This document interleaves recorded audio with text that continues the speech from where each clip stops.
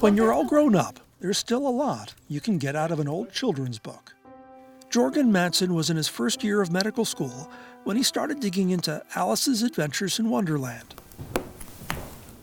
Literally, inspired by a carved book in a movie. And I thought it was like the coolest thing.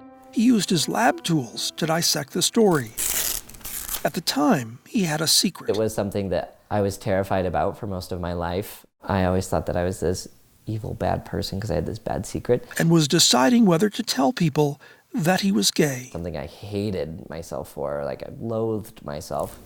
This book art, a therapist suggested, might serve as more than a hobby. And out of a tale about a girl some say is growing up and searching for identity, he carved this. Kind of talks about change and being different. And he says, "Who are you?" I'm not really sure who I am as of right now because I've changed so much. Being different from who you were yesterday or even this morning, and how life is constantly changing. There's Alice talking to the Cheshire Cat saying, you know, which way do I go? And the cat says, it all depends on where you want to end up. I realized I had all these questions and didn't know which path to pick, and then I had to finally ask myself, where do I want to end up? He ended up out. I decided I wanted to live an authentic life and live a hopeful life. About to graduate from medical school, Madsen volunteers his time teaching science, helping LGBT youth, and seeing patients at the PrEP clinic he helped start.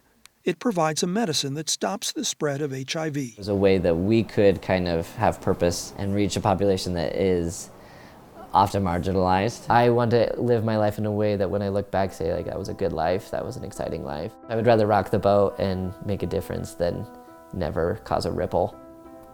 And he still occasionally digs into an old book. Lord of the Rushy River. So this is the Little Prince, this willow tree that I could put fireflies that were inside the book. And pulls out something new.